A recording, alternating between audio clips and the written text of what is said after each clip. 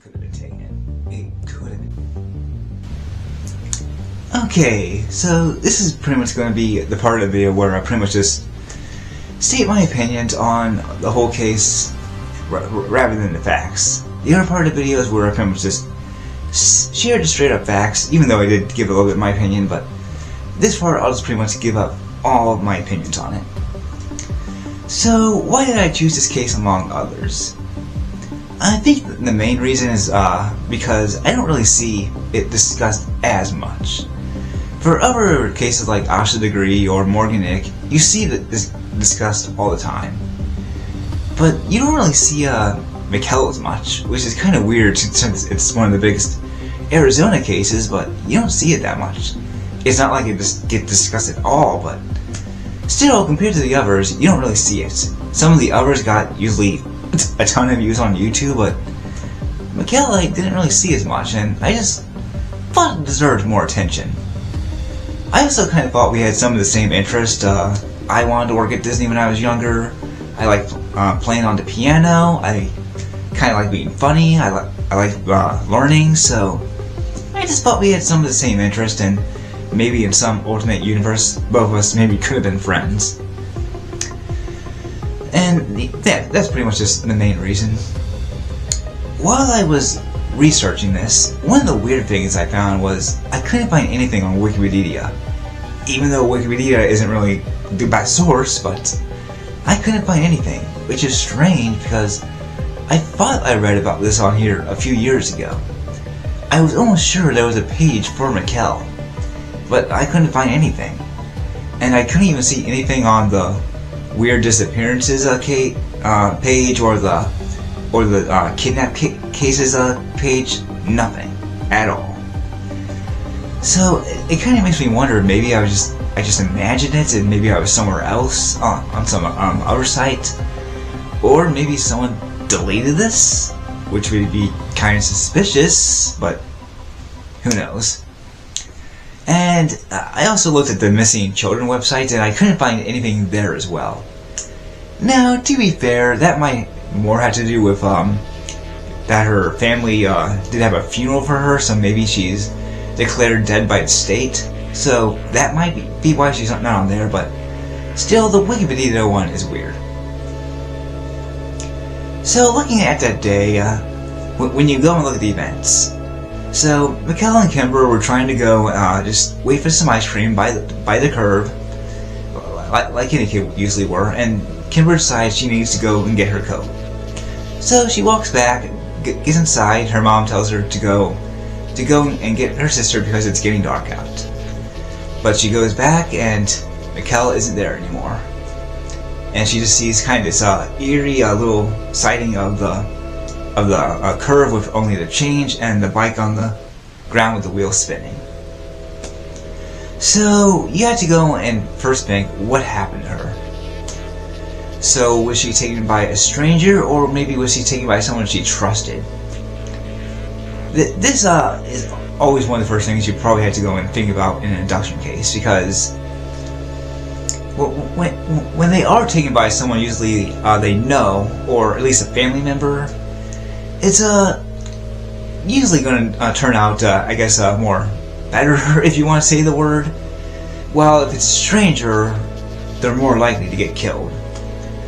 But we don't know, since no one saw it. There were no witnesses or anything. And I kind of wonder whether if they knew Bralock or not, if they actually knew him, or he was just a complete stranger. He was in the neighborhood, but I'm not really sure if they really ever actually talked to him or anything like that. He lived a couple of blocks away, but I never saw anything, any information if they actually knew him. And there's also how it took all 90 seconds to go and have her disappear completely, and just without any trace at all.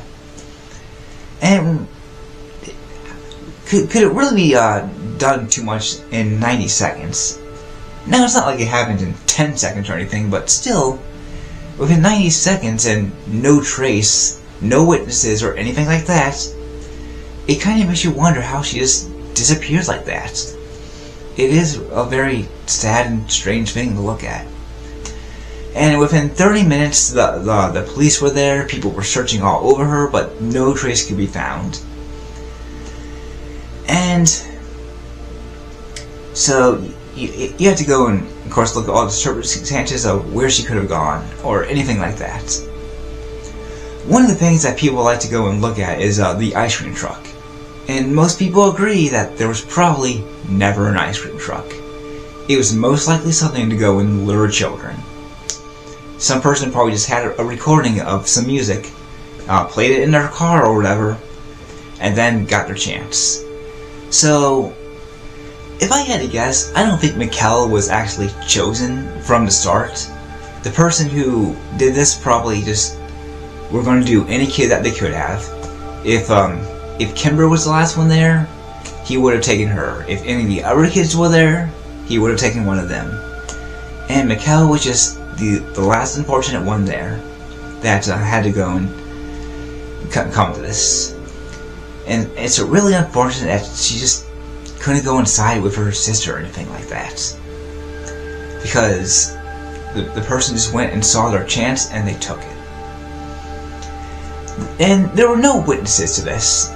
Pretty much none at all. I think I read that there was one person driving by who saw Mikelle, but other than that, no one else is out there. All the other kids were heading inside since it was getting dark, and no adult was outside at the time to go and see it happen. So, without any witnesses, we couldn't get a description of what the guy looked like, what his car looked like, or anything like that, which really goes and makes it even worse. So Brolick was always the biggest suspect when it came to this.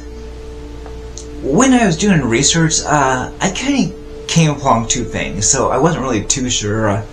In the other part of the video, I said, see, he was supposedly a friendly guy, but I also read that he had a history of being violent and anything like that, so I really wasn't really sure which one to actually do, but I just went with one of them. But since he never had any too much suspicion where it got him arrested or anything like that, I decided to go with the nice guy part.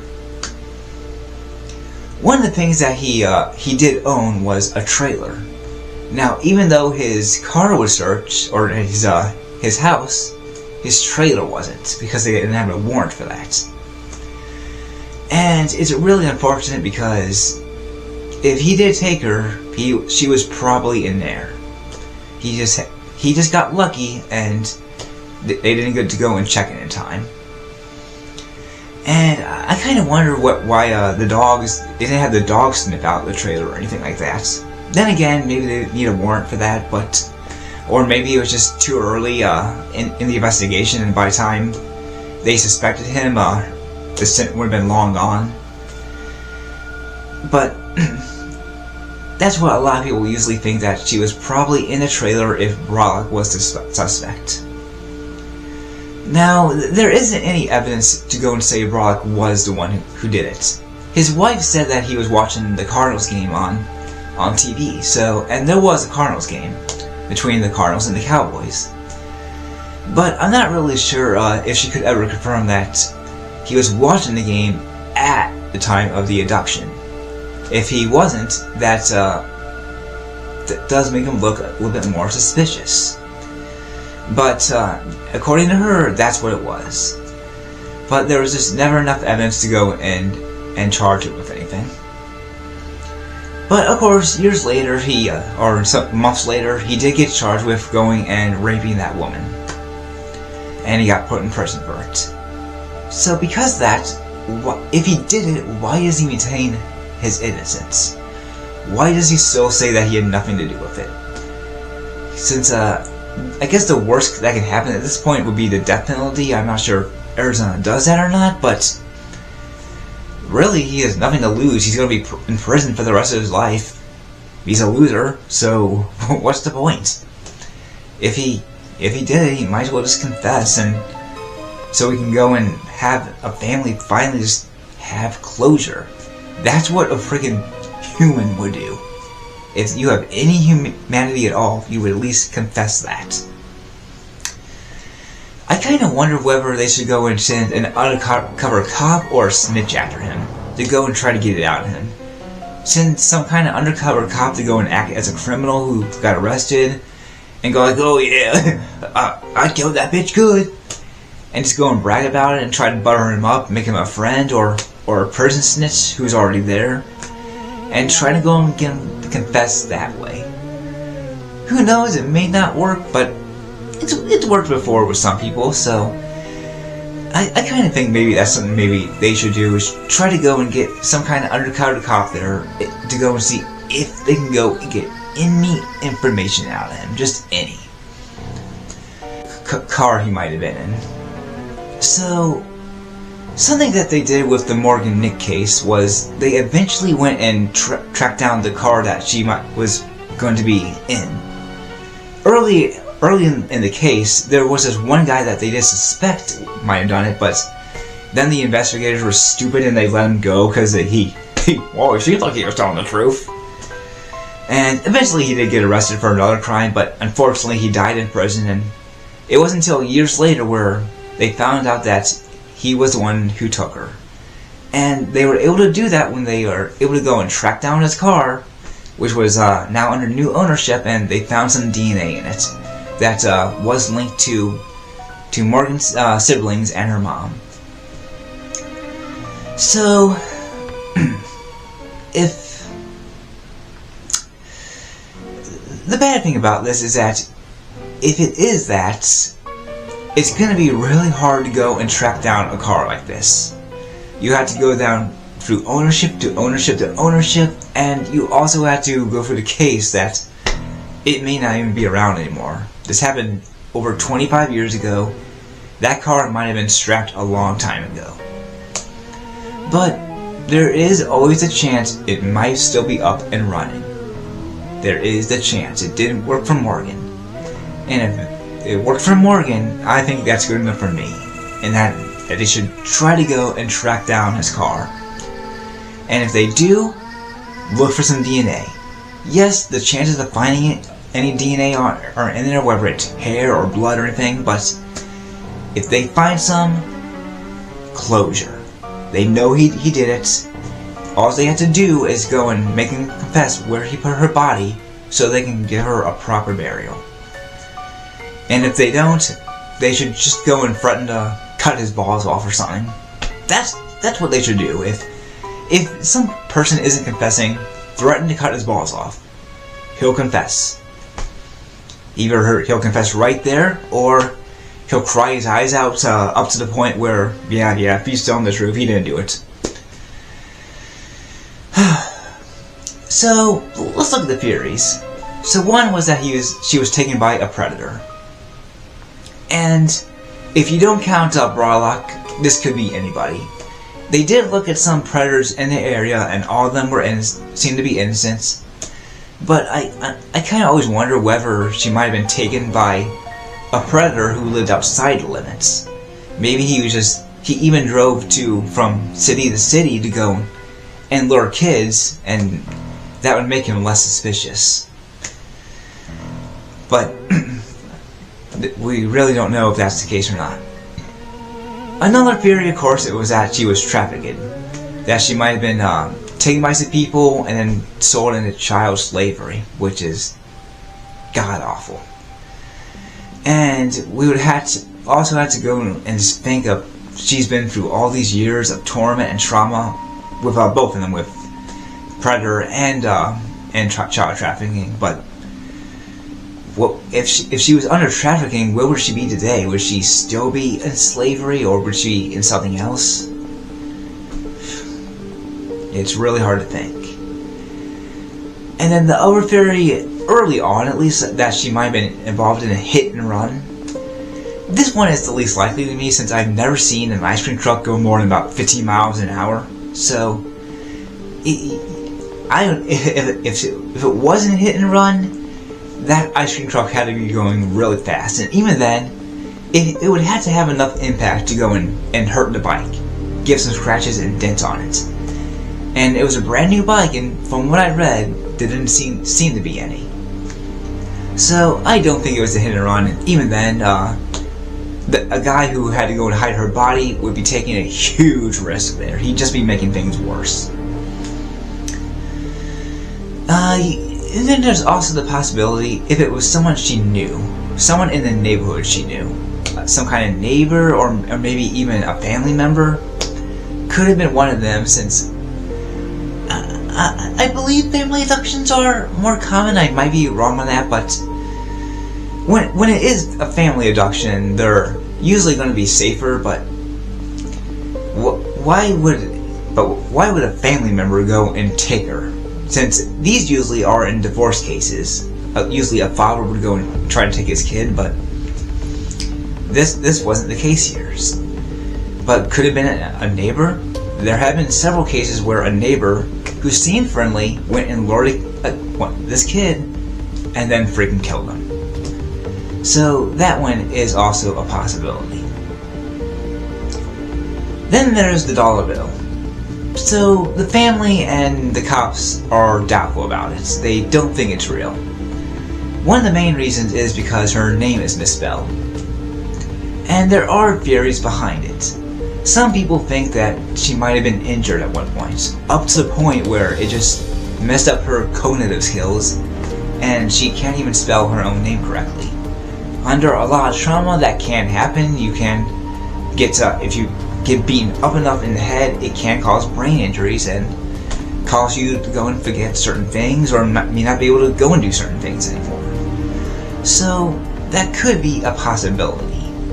I've also seen some people say that maybe it was written in a rush, the message. So because when you're writing things in a rush, especially when you're kind of scared, you're not checking for spelling. That's really the last thing you're thinking about. As long as it's readable, then that's good. And if it was written in a rush, she may just not have had a chance to go and write down her name correctly. But you also have to go and think about, why didn't she just go and write down her abductor's name? Why didn't she write down the possible address or anything like that? And was it because she just didn't have time to go and write it, which would be really unfortunate. You think maybe the better idea maybe would be just to go and slip that dollar in a pocket or anything, and then write down later, then put it back in the wallet, and then try to go and hope someone reads it. And another theory is the handwriting. And they said that they didn't really think it was hers because the handwriting seemed childish. And the theory behind this is that because she hasn't had school since she was a kid, her handwriting would still be childish. It would still be that of a 6th grader. Throughout your school career, your handwriting does get gradually better. And if someone hasn't had a chance to improve, if they've barely written anything over the past 20 years, it's probably going to stay the same, if not become worse. So that could be a possibility as well. I'm not sure if her handwriting was ever compared to anything she had, since I really think it should have been. Even if they are doubtful that it was hers, it should have been compared to her handwriting. Whether it was compared to some old schoolwork or something she wrote down just randomly on a piece of paper, or even just a library card of her signature, just anything like that could have been good. And if they had an exact match, or even sort of a match, that would be something. Because I really hardly can think that a jokester could go and get her handwriting down. There's no way he would know it. And of course, even if it was compared and shown to be a 100% match, there's still going to be a way to go and traffic it. Because so many people are always going and handing out dollars, and there will be a bunch of fingerprints on it. I guess they could go and try to check for Mikelle's fingerprints if they have it, but other than that, they're pretty much just going to go in cold right there. It is really weird to think that just in 90 seconds, she disappeared completely. In a lot of the other kidnap cases I read, it's usually a little bit longer. For Asha the Gree, she disappeared in the middle of the night. And then for Morgan Nick, it was mostly because her mother took her eyes off her for a few minutes. And then she was with some friends at the time, Morgan was, but they lost sight of her and some person got her. But with Mikelle, there are no leads or anything. It's a very strange case. One of the sad things about this is that Kimber blames herself for this. She always thought that if she just stayed out there with her sister, would have things turned out differently? Would Mikelle still be here? And I can't see why she asks herself that question. But her mom also tells her that it could have been her instead that was taken. And she also would have had to go and tell her that it's possible that both of them could have been taken. It could have been worse. And Kimber also lost her childhood out of this, when she was just 9 years old. While, all her friends were going around and playing around, she had to go and just wonder where her sister was. And I can't even just comprehend something like that. Imagine losing your childhood when you're only at the age of 9. To me, that is just heartbreaking. Just to go and lose your sister, but also that as well. It's made her have to go and grow up a lot faster than most kids, and just a lot worse than it is for some people like myself. And I pretty much just wanted to go and talk about this case, just to go and get a little bit more attention, because, like I said, the others I've seen seem to get more attention than this one does. Again, the Wikipedia thing, I thought it was kind of strange. I was almost sure it used to have a page, maybe not, but God, I was sure. I was really sure it had a page at one point. It's just strange that it doesn't have one anymore. One thing I kind of wonder is if doorbell cams existed back then, could this case have been solved a lot faster? I remember the case of Salem Sabaka, this one girl who got snatched right from her mother's arms and then was later found because the people were able to go and look at doorbell cams and see what the car looked like. And later she was found and returned safely to her parents, thankfully. And I kind of wonder if doorbell cams existed back then, could it have saved Mikelle? Could have they looked at the doorbell cams, see whose car it was, if it was a person who lived in a neighborhood or anything like that, and follow it? Could have that made things a lot easier? And it's a shame that they didn't exist back then. I know some people think they're a nuisance, and I agree, they can be a nuisance at times. But, they also stop crime. They can go and stop thieves from getting your stuff or anything like that. And if doorbell cams existed back then, they could have stopped this from being a lot worse. Even if it resulted in Mikelle being dead, they could have at least had a proper burial and then put the guy in jail right there, right then. And she does really deserve justice. Really, any person does. Like Amber Hagerman, or pretty much any other person who was kidnapped and never found or killed or anything like that. They all deserve justice. And I always hate it when they don't get it, and the person who go and did it is walking out there still because they're some freaking coward and only care about themselves. I always really hate that. And yeah, there might be a chance they're in jail right now, but they won't get charged for that crime. So, do I think Mikelle is alive or not? It's hard to say. I want to believe she's alive, but given the circumstances of how long she's been gone and who was the sexual predators who were there and everything, you had to most likely think she is gone. But at the same time, you also go and look at the people who have been rescued over the years. Sean Hornback was missing for about, I think, 4 or 5 years until he was found, and everyone thought he was dead.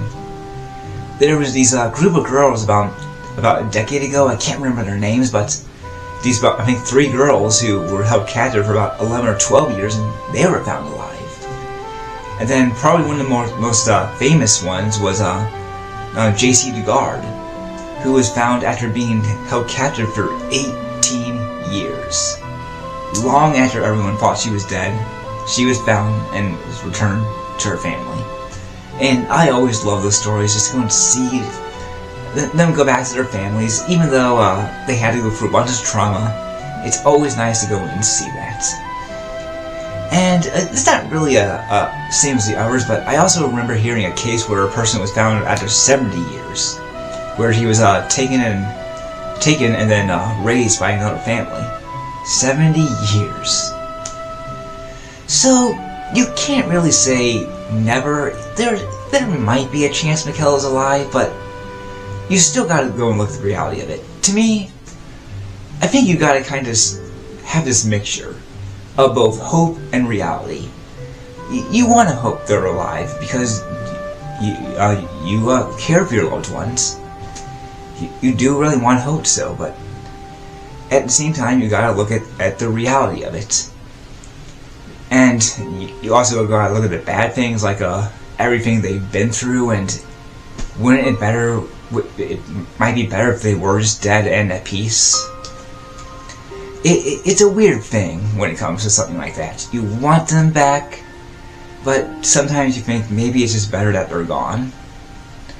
And to me, that was like just kind of a mixture. You gotta have hope, but not too much hope. Because if you have too much hope, then if they're never found or if they're found dead, it's going to be even more crushing. But if you come to go and accept the reality of it, it won't be as bad. And if you go and accept they're dead 100%, you might find it hard to believe that they are alive if they're found. So to me, you just gotta have this really good mixture of it to go and kind of have this balance so you can come to the conclusion when a conclusion does come. But yeah, that's pretty much what I have to say on this video. If you do have anything that you know on this case, on Mikelle or who took her or anything like that, please give the information you can. They will really need it. If you can, call the phone number. I'll put it right down here. Right here. Can you see it? Let me more center it. Yeah. Just let it be right there for a moment. That good? Alright. There it goes. And if anything else, just, call them and they will probably really appreciate it. I would also recommend going and joining the Justice for Mikelle Biggs Facebook page. It's actually a Facebook page made and monitored by Kimber herself. She originally made it years ago as remembering Mikelle Biggs as just a little remembrance for her sister, for people to go and talk about her and things like that. But when she started getting a bunch of tips on there, she changed it to Justice for Mikelle Biggs. So, if you do have any information, go and give it on there as well. I joined the group, even though I don't have any information on there, but still, it's, I think, a good group to go and join. And Kimber, if you ever happen to watch this, don't blame yourself. It's not your fault. It's a stupid creep's fault who doesn't deserve any forgiveness. A person who doesn't even deserve to be called a freaking man. To me, their balls are ripped off, but they don't deserve any sympathy. And you are also a great sister. For going doing all this hard work, you proved yourself to be a great sister. And wherever Mikelle might be, I think she knows that. She is happy to call you her sister. She is very proud of you right now and very happy of you just to go and see what you're doing, wherever she might be. So don't ever give up on what you're doing. But that's all I had to go and say on this. Hope you enjoyed it, and I hope you have a great day. Take care.